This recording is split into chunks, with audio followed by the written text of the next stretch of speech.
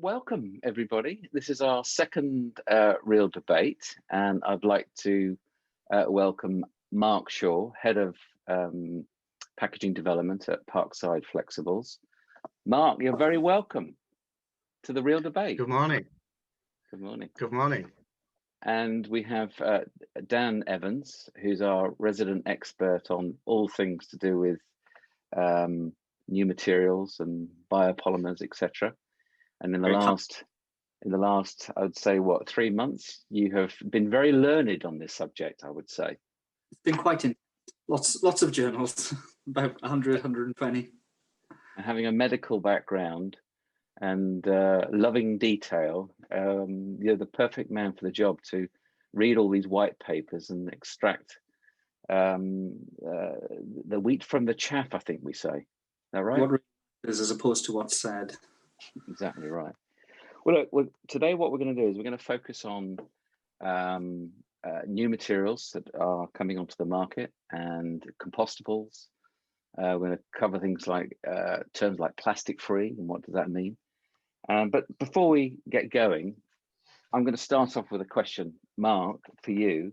So what do you love doing when you're not spending your time thinking about flexible packaging and how to develop new materials?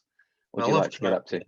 I love traveling, so I travel as much as I can, not as much as I'd like. And unfortunately, I'm a big Huddersfield Town fan, so I go and watch the football. I used to go and watch the football whenever I could. So yeah, that can be quite challenging because we're not very good. Yeah. Where's the most far-flung place you've travelled to, and the most interesting? Yeah, China was interesting because it was rural China, and it was a completely different world. It was very strange. And Malaysia and America and places like that. So generally with work for the far-flung areas, and then more nearer to home for holidaying and so forth.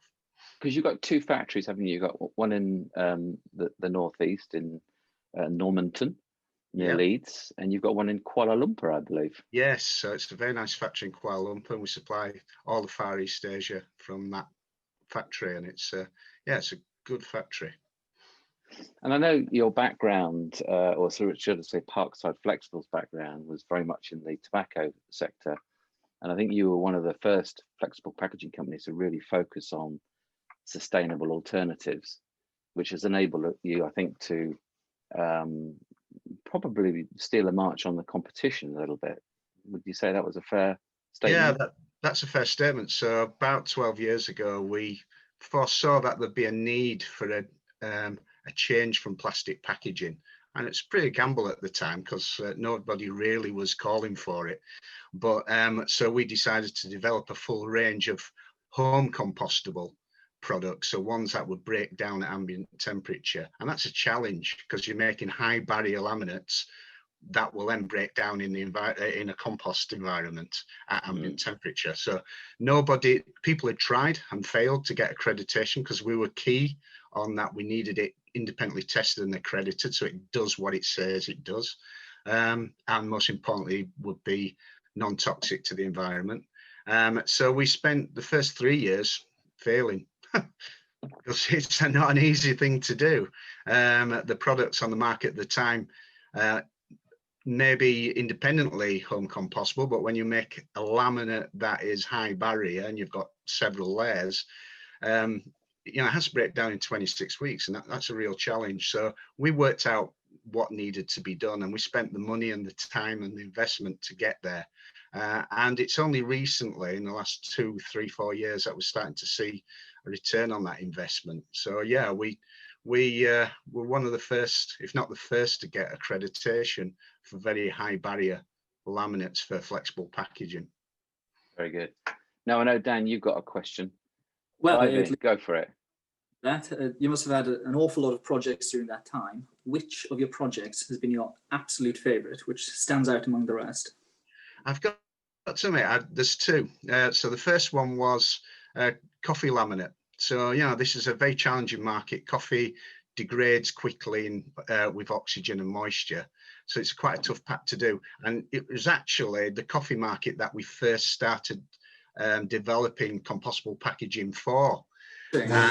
And so we spent 3, 4, 5 years developing the pack, and to be fair, it launched in other markets before coffee, and then Percol came along and said, we want to launch a home compostable coffee bag. And they were fully behind it from the top to the bottom of the company, fully believed in it, and we launched the product, and I'm very proud to see that on supermarket shelves, and it's still there today. So that for me has been a highlight. We've won the World Packaging Awards for that particular product. And another one which really stands out is the first home compostable crisp bag in the world that's accredited, because crisps are a really tough market. So that was with 2 farmers. And again, a company that wanted to do something different, and their philosophy was, we will make compostable packaging work for crisps. And we work with them closely, and we still do. So it's good. Both of them interesting. Interesting you're referring to Percol. We have David Brooks, who was the MD of Percol in the UK, and we have him on. He's joining us next week for the debate, and we're going to be talking about from coffee bean to cup, and the journey and the relevance of the packaging in terms of the products. And of course, David has explained the importance of the fair trade coffee, soil association certification, and this quite a new symbol that some people won't have seen, called the plastic free trust mark. Let's sort of talk about that. Why do you think Percol felt the need to put those 3 symbols on the front of the pack, and then on the back of the pack they have stated that it's I don't know whether you can see that, but it states that the TUV home compostable, OK home compostable. Why do you think they felt the need to communicate that on the pack? Yeah, I think they needed an easy message for consumers to understand, because if you put on your packets accredited home compostable to EN 13432, European standard for packaging recoverable through biodegradation composting, you've lost the consumer straight away. Totally. It's a really difficult thing to put over to a consumer. So the plastic free trust mark basically shows that the pack doesn't contain conventional plastics that stay in the environment for decades, and that it meets at a minimum EN 13432, European standard for composting and biodegradation. And do you think the consumer recognises and understands that yet, or is it still a bit? I think some do, but a small percentage. It's growing. We see consumers are actively looking out for products that are compostable, non-plastic. The savvy consumer, and that's a growing area, actively looking for brands and buying from brands that are looking to avoid conventional plastics that aren't recyclable. And we've seen the same with brands like Teapigs, where they've moved away from conventional. I say conventional plastics, and when I think of conventional plastics, I think they're made from fossil-based polymers, oil. Whereas you of course can make plastic from all sorts of things, can't you? Yes. Yeah. Such as give some examples, so that everybody, assuming that some people listening to this won't understand the difference between biopolymers and conventional fossil-based polymers. Yeah. So one of the most used plastics in the world is polyethylene. The vast majority of that is derived purely from fossil fuel. But you can make the building blocks for polyethylene from sugarcane. It's exactly the same polymer at the end and has the same properties and will not biodegrade or compost, but it is 100% renewable resource. So there is a big distinction between bio-based and compostable, biodegradable. Hence, accreditation and testing is vital. Dan, what sort of reactions do you get when you're speaking to people about compostable packaging versus conventional? What's the usual pushback, should we say? Price is top of the list. Absolutely, unequivocally top of the list. That and shelf life.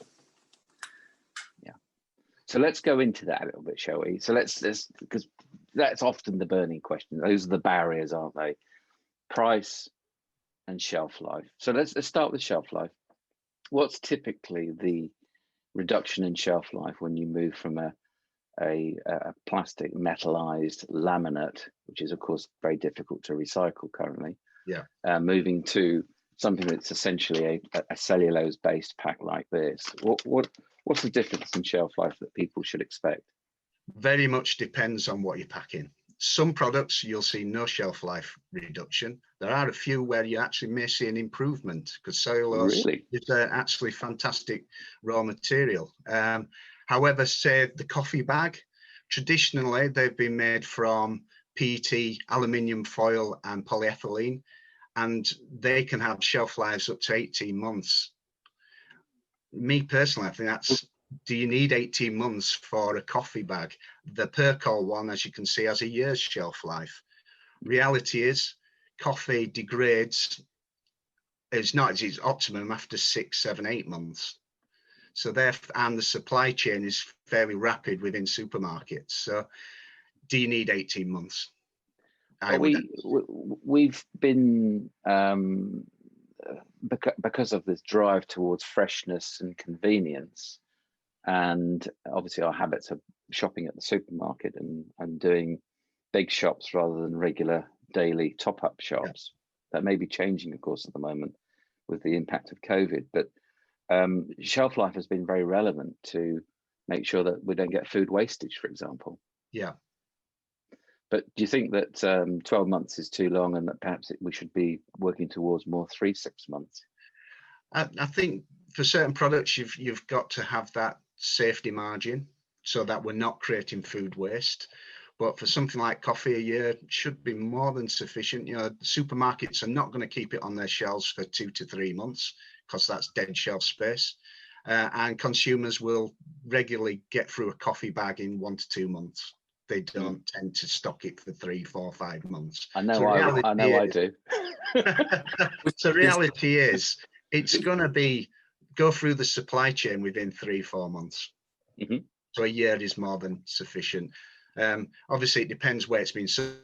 So if you're in a smaller shop, it may have on the shelf longer. But reality in the supermarket, it's going to be pretty much a quick throughput. What about in Mark? What about in? Sorry, Dan.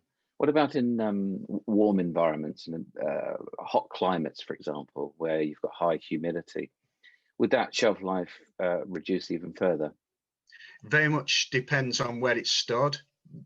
The vast majority of products that are sold in Asia will be from an air-conditioned supermarket, so in them conditions it won't affect it, but there will be at times be exposed to high temperature and high humidity, and yes, it will reduce the barrier characteristics of the product as it would reduce the barrier characteristics of a plastic pack.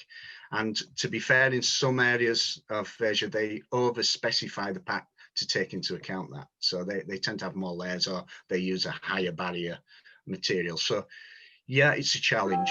I'm not going to deny it. It's a challenge for certain products, but storing it in a dry, dark, cool environment is probably the right way to go, or even putting it in the refrigerator.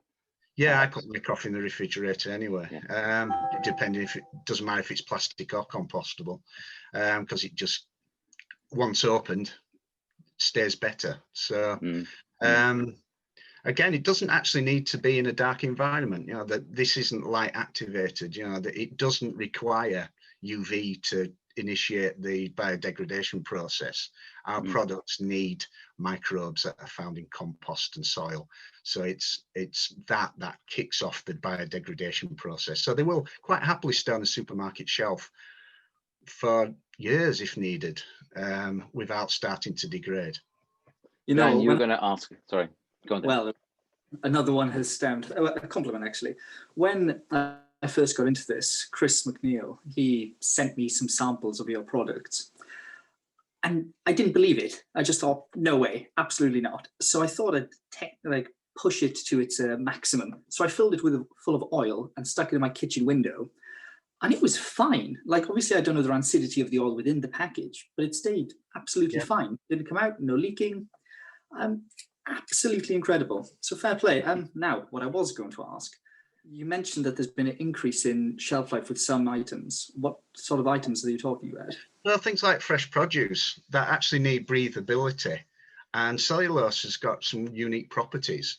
So in certain areas, it actually improves the shelf life.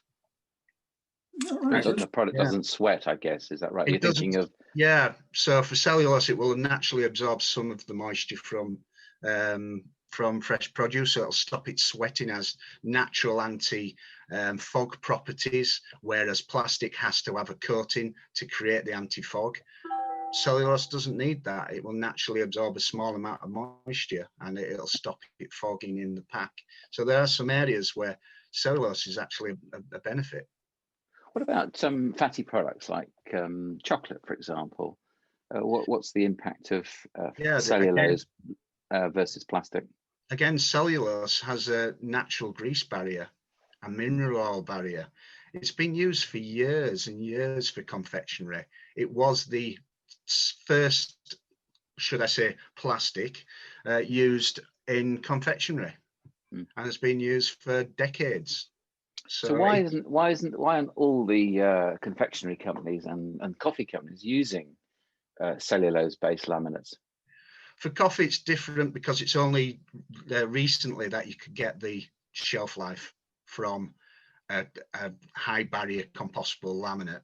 They weren't there in 10, 15, 20 years ago. So that's unique for coffee. For chocolate, it comes down to cost, basically. Yeah. Right, which was the point that Dan was making. So let's get into cost differentials. And I know it's difficult to measure sometimes because it depends on volume and so on. But if we take a pack like that, if you're in a standard metallized plastic pack and you move it into a paper laminate like that, what can a customer expect as an increased cost? Well, it depends who you class as the customer. So from the customer who's buying the laminate, it could be 2-3 times more expensive depending on the specification. But you've got to remember that is a very small percentage of the finished pack price. So it may be 1p, 2p, or half a p pack increase. Okay. So from the end consumer, not a massive uplift, but from the manufacturer, considerable, because every penny counts when you're selling to supermarkets, etc. We don't make them in the volumes that plastic is made in. So the raw materials are more expensive because they're not made in the volumes of plastic. I would put the question back, is plastic too cheap? Not, is compostable too expensive? Plastic is extremely cost effective because it's a byproduct of the oil industry and it's made in vast volumes and is heavily subsidized. So you could argue plastic's too cheap, not compostable too expensive. And the alternative materials, paper, cellulose, and other biopolymers made from sugarcane and starch, etc., are these available sustainably and in plentiful supply? And are the costs, are those markets stable to enable people to switch with confidence that price is not going to skyrocket? It's for paper and cellulose, they're fairly constant, and we've got good supply chain. The biopolymer at the moment, because of the feedstocks, it's a challenge from price and supply point of view. But as with plastics, as the need is there, that more infrastructure can be put in to make the feedstock or convert the feedstock into biopolymer. So it's a bit of supply and demand. As the demand rises, the supply will increase, as it did with plastics in the 60s and 70s. The same can happen with biopolymers. So it's possible for the pricing to come down depending on volume. And these sources of cellulose, which are coming from trees and plants and whatnot, what's the sustainability story there, and what's the impact in terms of carbon, water consumption, and all those other resources, which, when you compare them to plastic, what are the key arguments that people need to be thinking about when they're deciding to either stay with plastic or to switch to alternative materials? Yeah, any pulp-based product we use for our compostable or paper recyclable products come from PFC or FSC, sustainably managed forests. So basically, they're sustainably grown forests. For every tree that is used, at least 1 and up to 3 more are regrown. So they're not cutting down virgin forests to create paper or cellulose. Trees are a great carbon sink. They naturally take carbon out of the environment and store it until it's released again by making wood, paper, etc. Again, we use certain types of trees because they grow quickly, so they're infinitely renewable. We're not chopping down ancient woodland. We're chopping down sustainably grown wood that grows quickly and can be replaced quickly. And actually, forestation in them areas is increasing, not decreasing. So it's interesting. I don't see, for example, on the Percol packaging or the To Farmers packaging, there's no reference to FSC or PFC on here that I can see. Was there a reason for that? They just didn't go through the chain of custody. We have. So our suppliers are FSC or PFC accredited, and we're FSC or PFC depending on where the material comes from. So the chain of custody is there. I'm not quite sure why these customers haven't decided to go with FSC. Reality is there's only so much space on a pack, and they wanted to use the most important logos first. And for them, soil association is key, plastic-free trust mark, and the compostable logo to show that it's been fully tested and accredited. So you've only got so much space on the pack to put logos, so they are a bit limited. And the smaller the pack go, the harder it is. But we do have some customers who use the PFC logo. Do you think there are better ways of actually applying these labels onto packets? Because of course you have some tiny packets, and when there's so much information to convey, is there a more effective way of doing it, do you think? There are lots of digital ways of doing it. You can put hidden logos in there, so when you scan it on a phone, it shows up all the different logos, or gives you technology is the future. But that's in the future, and to be fair, I think most consumers just want to see it on the pack. So they want to, as they're browsing through the supermarket, they want to see, oh, it's plastic free. They don't want to scan with a phone. However, the more savvy brands have a lot of information in social media and behind the packaging. So they're putting their message over via social media, and social media is pretty vital for starter brands and ethical brands. They use it extremely well. That's quite a good shout, actually. When you put down inks, and of course when you're gluing the different layers together, when you're laminating these layers, those inks and those glues, do you have to be careful what you choose and what sort of coverage of ink in order to maintain the sustainability or the compostability? Yeah, so one of the biggest risks is the ink type you use, because obviously certain pigments contain metals that can be toxic to compost. So we have very specific inks that we use with very specific pigments, and our packs are fully tested as a finished printed laminate for biodegradation, ecotoxicity, and disintegration in a compost environment. And that's key, and that's why testing and accreditation is vital, because it's easy to put compostable materials together, but if you use the wrong adhesive and the wrong inks, it will not perform as it should in a compost heap and could potentially be toxic if you're using in small volumes, toxic in if you use the wrong inks. We know that the SIGs have differing views about compostability, and particularly the different types of compostability. So of course, we've got industrial composting and home composting. And I noticed both these packs are home compostable, certified home compostable.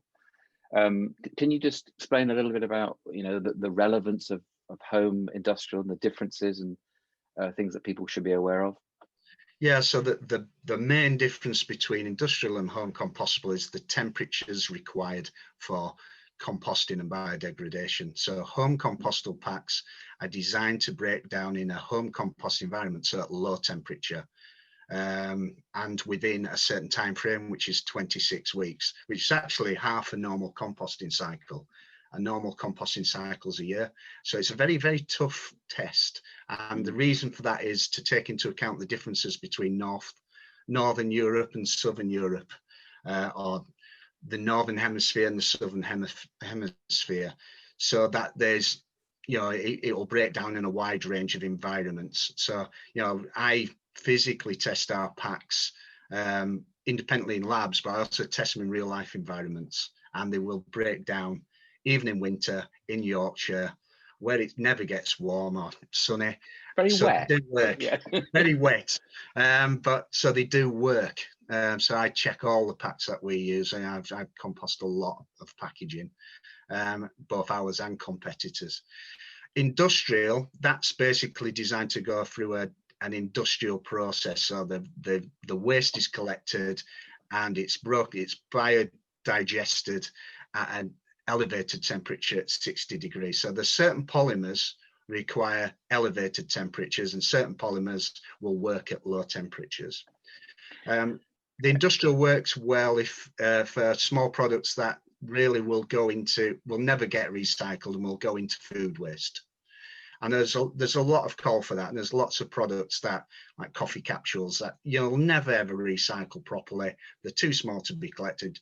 Food waste is a great way to dispose of and organically recycle the products. And in them areas, industrial is quite interesting. But please remember, home compostable will also industrially compost. Yeah, of course. We go through both tests. I mean, in the UK at the moment, England, I think we've got about a third of curbside food waste collection. I think in Scotland it's about 50%, and in Wales I think we've got 100% collection available. Whether that's actually being utilised, whether the consumers are actually collecting the food waste is not mandatory yet, is it? What do you think we can do to help drive this switch to wider acceptance of compostability as a route to recycling these packs? Or is there a better way where we could actually recycle the packs with paper? I mean, you can't put that in the paper recycling, can you? No, because the biopolymer on the inside basically that's what's called a sticky within the paper repulping system. So because it's a durable layer, it's a flexible layer. So in a paper pulp process, that will class as a sticky. So it's not paper recyclable. However, we are fully developing paper recyclable options for certain products as well. So it could be possible then in the near future to make that pack not only compostable, but also widely recycled with paper waste. That's where we're aiming to do. It's more of a challenge with paper. It's putting the functional barriers in there and the mechanical needs for fast processing on packaging lines. But yeah, there will be very shortly a number of packs in the market, and you're already seeing them with certain brands where it will be a move to paper recyclable. But it'll work for certain products and not for other products. So it's a nuanced approach. I believe you'll have truly plastic recyclable products. You'll have paper recyclable products, and then you'll have certain packs that really aren't suited for recycling, and they'll be compostable through food waste or composting outlets. So I don't think there's a silver bullet for everything. Dan, you got any questions you want to ask? Yeah. I'll edit that bit out, by the way. That's so far, by the way, this is fantastic. Really, really good. Yeah. So really thanks for We've what we've done so far. briefly discussed labels, but people are always very, very confused with labels, hence why we have so many issues with recycling and composting. Yeah. So you have your home composting, you have your recycling, industrial composting. You have things that can go in your food waste, things that can go in with your leaves. How can we let people understand this very easily? So when someone's having a very, very bad day, their minds aren't working properly, they need to get rid of this packaging. How can we get it to the lowest common denominator effectively to understand it? Does that make sense? Yeah, there's a lot of work in the UK looking at on-pack labelling to basically go into the current on-pack labelling systems that we use today. And I think there needs to be two labels, one compost at home and another compost with food waste. And as simple as that. And just keep it simple. Stupid. Yeah, absolutely. But behind them logos, the accreditation and the testing is vital. So you can't just put a logo on. You have to have gone through a certain process to have them on pack. So why didn't these brands go for the standard OPRL on-pack recycled labeling symbols? Why didn't they go for those? Because at the moment, OPRL don't have one for composting. Why? Again, their belief is there isn't sufficient infrastructure at the moment. Okay. Because to get an OPRL widely recyclable or recyclable logo on there, you need 80% of councils to have collection or a viable collection point. I'd argue for flexibles, that's not there yet, even for plastics. Well, I mean, let's just talk about plastics for a bit, because people will be interested to know how much plastic is actually being recycled. And I think, if we take all plastic bottles and other plastic containers and so on, I think in the UK, the numbers are less than 10% of plastic is actually recovered and recycled.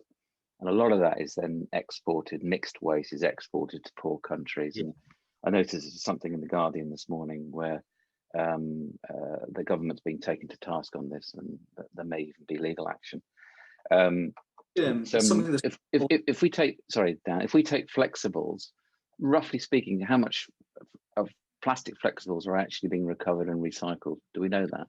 Yeah, well, flexibles it's an extremely challenging market, because what makes flexibles good at what it does, lightweight, multiple materials, high barrier or low barrier, and small packs are the things that make them very difficult to collect, recycle, and have any value for recycling as well, because there's got to be a value chain there.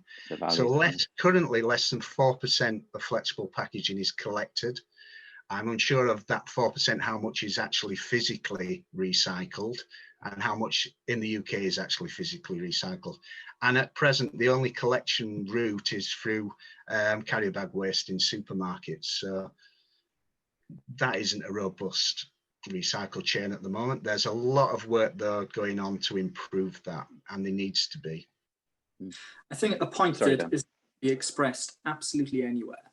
People bang on about recycling rates. So bottles are probably looking circa 50–55%, which sounds reasonable. But then when you look at plastics as a whole, plus or minus 10%, 50% of all plastics are single use. That's half of plastics made cannot be recycled. They're going to landfill or getting incinerated or God knows where in the environment. Or exported. Yes, to pollute somewhere else. It is absolutely staggering when we can go to cellulose, and sure, not every single cellulose film is going to be disposed of as it should be, but even then it's a damn sight less polluting than normal plastic. It's crazy, absolutely crazy.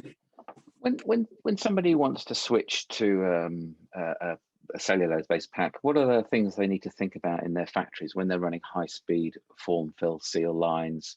and they don't want to change the format of the pack from a lap seal to a fin seal, and all these other sort of technical requirements and the sealing requirements that are necessary. What sort of advice would you sort of generally give people to the things that they need to look out for when they're switching from one type of material to, or from plastic material to a cellulose-based material? Yeah, our product is not the same as plastic, so there will be a degree of change. So for certain products, we actually recommend to go a lot lower temperatures.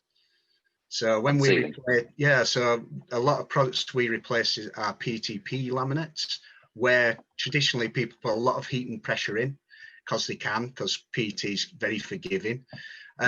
When we replace them, we go, don't put the temperatures in you're doing for PTP, actually go a lot lower, you know, start at 80, 90 degrees and then increase the temperatures from there. So in certain areas, you know, you're reducing temperatures and dwells. So it can be an improvement.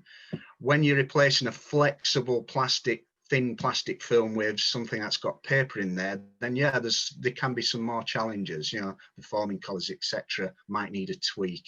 You may need to go from a lap seal to a fin seal. There may be some minor modifications in the process, but wherever possible, we try and reflect what they're currently doing. What about things like puncture resistance? Because plastic's got a fantastic ability to stop sharp objects passing through it, whereas paper will tear more easily, which makes it easier to open the pack maybe. Yeah. But what are the things that you can overcome when you're manufacturing at high speed and running down automated lines to reduce creasing and puncturing or potential puncturing through the supply, right the way through the supply chain? Again, it depends what we're replacing and what the end use is. Once we start laminating the papers to biopolymers and cellulose, that actually improves tear resistance, improves puncture resistance. So if you look at the Percol bag, it's actually got very good puncture and tear resistance. So, however, if you're replacing a very thin film and there are some restrictions on how thin you can go with paper and compostable products. So you have to play one against the other. It's very much product specific and specification specific, because there's such an array of flexible packaging out there and such an array of end uses for flexible packaging.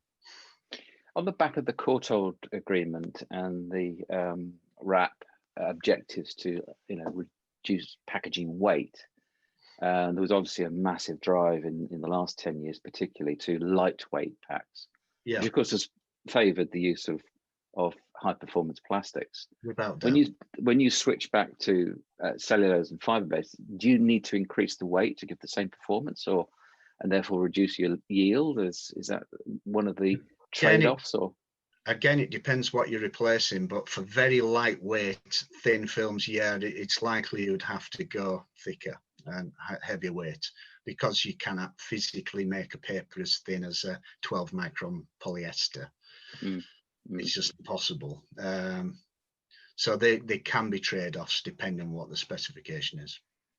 Out of interest, some of the brands that have switched, have they been able to increase the selling price of their product by moving to a more sustainable pack format? So for the crisps, yes, because it's an artisan product. It's, you know, straight from the farm to the consumer. It's a high-end product compared to a supermarket crisp bag. For the coffee, they actually kept the price point the same. So they took probably a little bit of hit on the raw materials, but they use the pack to sell the product. You know, it is a unique product, a unique pack, and they use that to sell the product. And does it help them to improve their listings or increase sales? Or without doubt, yes. Is it? Yeah. Interesting. So, Dan, to you. Yeah, we've talked about how, you know, when it comes to the end cost, it's not necessarily horrendous. There's always going to be a route of disposal. You can compost it at home, compost it in an industrial site, etc. And the consumers actually want it. what do you think is the final push to get companies to convert from plastic to something more sustainable? It's I'm probably not the right person to ask that. I think he's technical. To ask the supermarket. you need to ask the supermarkets. They drive this. They do. Do you think the supermarkets, not mentioning any particular ones, have more of an influence over materials used by the actual product suppliers? Yes, they have a big influence on what is used. Wow. So even if home brands and artisan brands, the large brands will go the way they feel is needed, but for the smaller brands and the home and the manufacturers of home brands, yeah, they have a big influence on what we do. So I'm selling some cereal, I'm using a high density polyethylene, I want to go to something possible that you're selling, but I need to increase the price fractionally. It's essentially not my choice then, potentially. Yeah. It would be one of the supermarket's choice. It would, yeah. That's well, I'm going to absolutely fantastic. Thank you very much, Mark and Dan. Sort of just to finish off, you know, if you had if you could get a listening ear from the government right now, what would you say that they needed to do to help drive sustainable change in the world of flexible packaging? For me, again, it's a multifaceted solution. They need to improve plastic recycling and be truly recyclable in the UK. They need to improve collection rates of food waste, and we need the infrastructure in the AD composting infrastructure to take compostable materials and to break down, because it's a valuable resource, is organic waste. You know, it's once broken down, we can make good, as a combination of food waste and compostable packaging, it creates biomass which can be put back into soil and act as a soil improver. We have a major problem with soil quality in the UK. Indeed, we do. Worried about the quality of soil from compostable products, but you say it's a soil improver. Yeah. In which way? How does it make it better? Because it creates biomass, and biomass in, say, a sandy soil absorbs moisture and keeps moisture within the soil, and that allows nutrients to go to the roots. Excellent. So it's an improve in that way. In clay soils, it helps break up the clay and oxygenates the soil. So biomass is extremely important for soil health. Excellent. Thank you, Mark. And just one last thing I'm going to just add. So what's the most exciting thing that's about to happen in the world of flexibles that you really can't tell us today? What's coming down the track that you think that will make all the difference? Yeah, I'm extremely excited about paper recycling. I'm extremely excited about some of the new biopolymers that are coming along, and the feedstocks that they come from, you know, from waste streams, from alginates, you know, lots of different areas that there's a lot of innovation going on in the world of compostable, biodegradation and paper recycling. So for me, they're extremely exciting areas. The last 2 to 3 years has seen an explosion in innovation. Fantastic. Mark, thanks very much indeed. All right, thank you.